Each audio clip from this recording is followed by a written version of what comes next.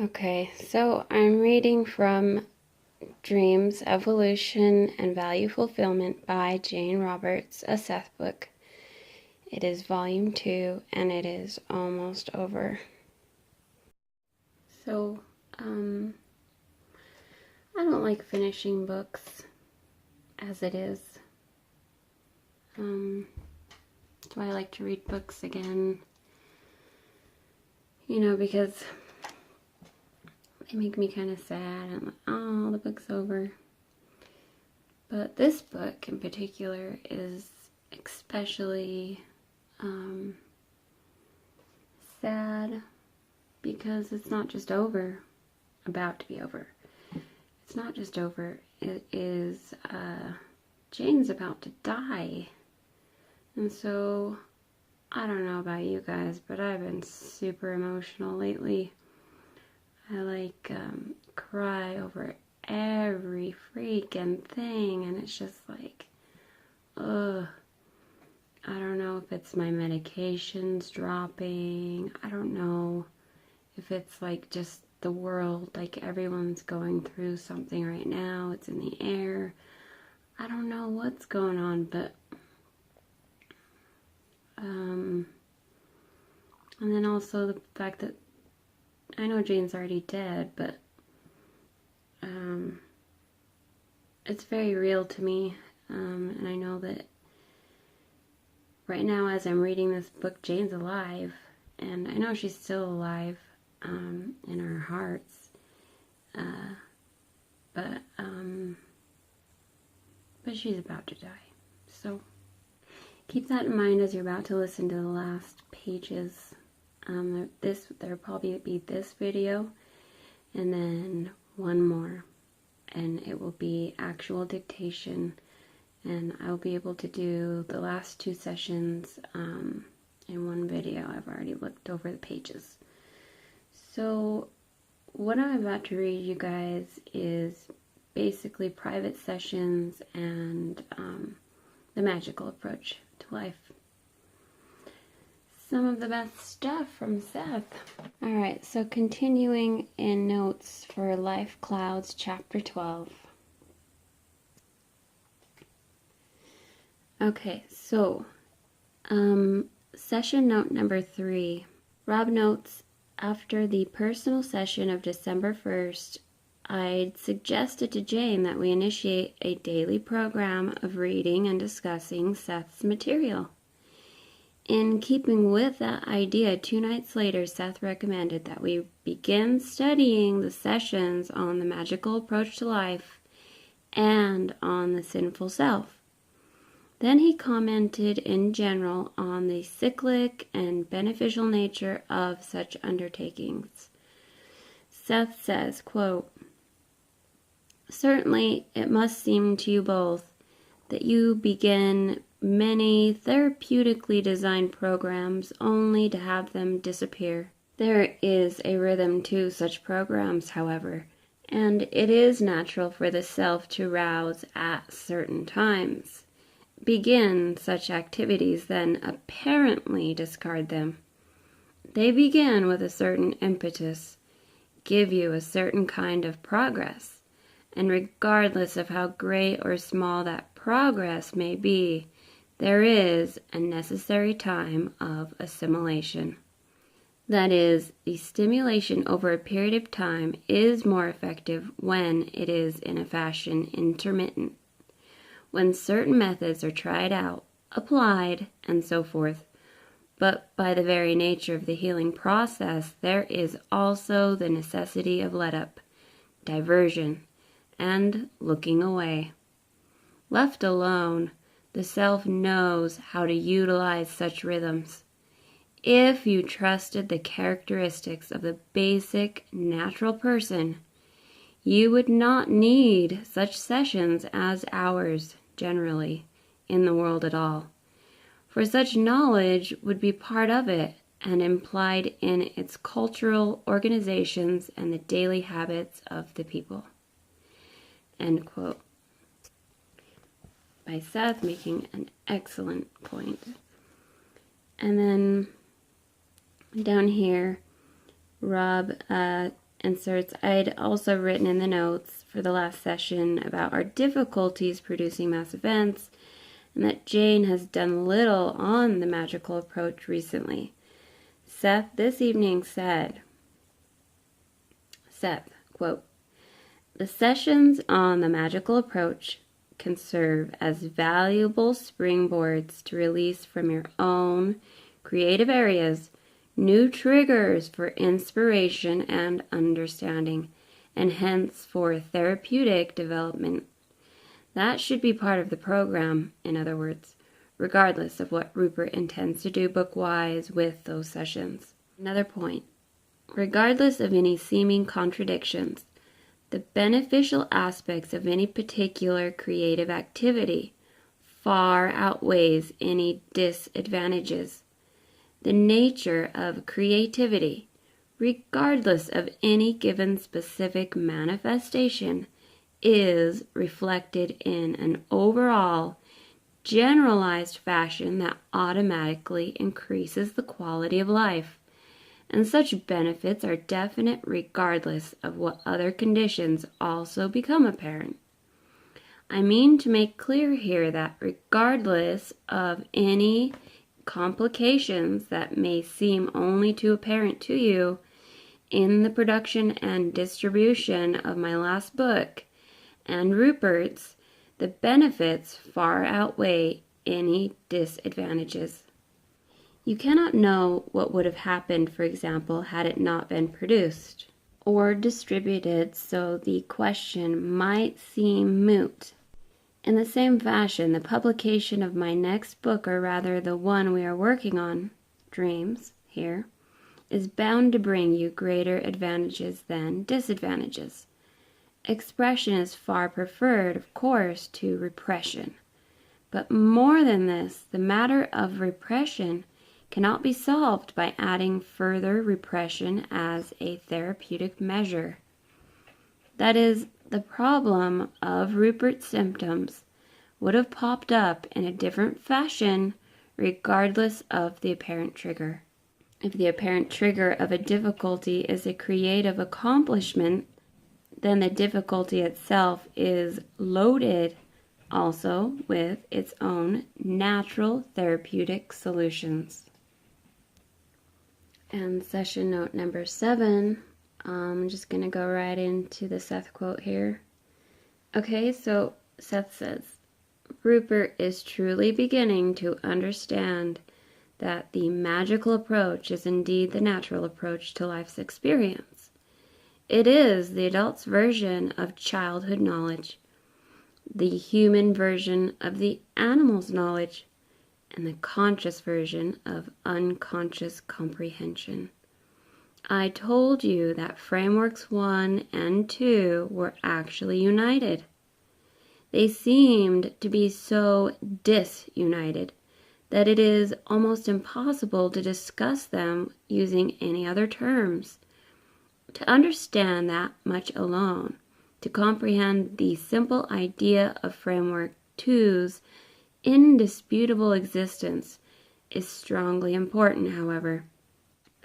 You do not have to worry in an overly strained way about putting the new principles of life into practical experience at once. You do not need to worry or deride yourselves for stupidity if it appears, looking over the long annals of work that we have done together, that it should have been obvious that our ideas were leading in certain directions. For not only have I been trying to divest you of official ideas, but to prepare you for the acceptance of a new version of reality, a version that could be described in many fashions. It has been during the annals of history, but many of those fashions also, indisputably, with the best of intentions, managed to give a faulty picture. You ended up with your gods and demons, unwieldy methods and cults, and often with the intellect downgraded. I hope, of course, that our model avoids many of those pitfalls.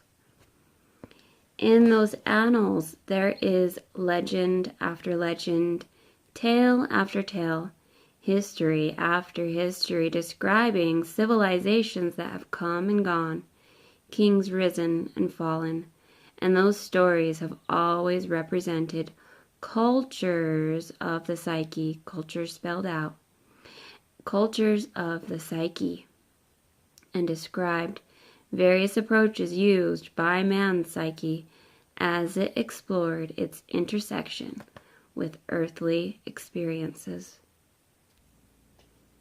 Some mountain climbers, when asked why they climb a certain peak, respond, because the mountain is there to be climbed. So the natural approach, the magical approach, is to be used because it exists, and because it represents an open doorway into a world of reality that is always present, always at the base of your cultures and experience. Theoretically, at least, the magical approach should be used because it represents the most harmonious method of life. It is a way of living that automatically enhances all of your abilities and accelerates your comprehensions. To some extent, tonight's relatively brief session should remove senses of urgency on your parts or of self-criticism that make you question when or how you can learn to make the magical approach work in any specific way. That is, why you cannot learn to make the approach work in, say, helping Rupert's condition in a faster, more effective fashion. You should understand that the magical approach is the best one to use in life, generally speaking, but it will improve all conditions, even if you still have difficulties in certain areas, and its use cannot help but promote the overall quality of your lives. That recognition takes the pressure off so that you can, to some extent, relax your old attitudes enough so that you allow the magical approach to work in those areas that have been bones of contention. The magical approach puts you in harmony with your own individual knowledge of the universe. It puts you in touch with the magical feeling of yourself that you had as a child, and that is familiar to you at levels usually beyond your physical knowledge of yourself. It is better, then, to use the approach because you recognize it for what it is, than to use it specifically in order to get something that you want, however beneficial. There is no doubt at my level that use of the approach can clear up Rupert's difficulties naturally and easily. If it is used because you recognize its inherent rightness in yourself, its inherent superior stance, then it automatically puts you in a position of greater trust and faith. It opens your options, enlarges your vista of comprehension, so that the difficulties themselves are simply no longer as important, and vanish from your experience in, again, a more natural manner. In a fashion, all of the material that I have given you in the annals of our relationship was meant to lead you in one way or another to a place where the true nature of reality could at least be glimpsed. You are at that point now. In a manner of speaking, Rupert's physical condition represents the bruises, the wounds inflicted upon any individual in his or her long journey towards a greater comprehension of life's experience. In religious terms, you begin to glimpse a promised land, a land of psyche and reality that represents unimpeded nature. The proper question to ask is not, can I enter that land? The land is here, where you are, and it always has been. The methods, the ways, the beliefs, the modes of travel to a destination create the destination itself. It is impossible for you to operate without beliefs in your present mode of existence. For beyond those glittering packages of beliefs, however, there exists the vast reservoir of sensation itself, the land that does indeed exist beyond beliefs. The universe is not dependent upon your belief in it in order that it can exist. It contains within itself its own comprehension of its own knowledge, its own magical recognition of itself, its own harmonious laws and orders, its own cabinetry. It possesses and holds intact even the smallest probability, so that no briefest possible life or creature or being is ever lost in the shuffle of a cosmic mechanics. To even sense the existence of that kind of reality, however, you must have already opened the doorway to, framework to, and begun to use the magical approach as your natural, instinctive way of dealing with experience. Okay, so end quote by Seth. That was freaking awesome. Okay, and so to end session 939, I'm going to give you guys this last part. Seth excerpt from October 3rd, 1979, session 884. Rob inserted this into the last part of this chapter, or into the last part of this session.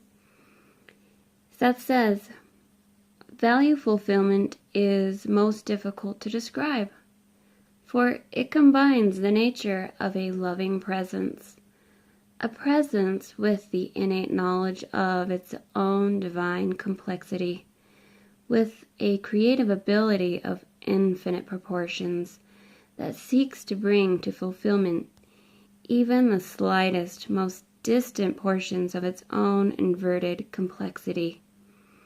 Translated into simpler terms, each portion of energy is endowed with an inbuilt reach of creativity that seeks to fulfill its own potentials in all possible variations, and in such a way that such a development also furthers the creative potentials of each other portion of reality. End quote by Seth. And here is a preview for the very last session, session 940, February 3rd, 1982. And it will only be about 4 pages. Sorry, not the last session. Last 2 sessions. That's the last session. But we haven't read it yet, so don't look at that, don't look at that, don't look at that.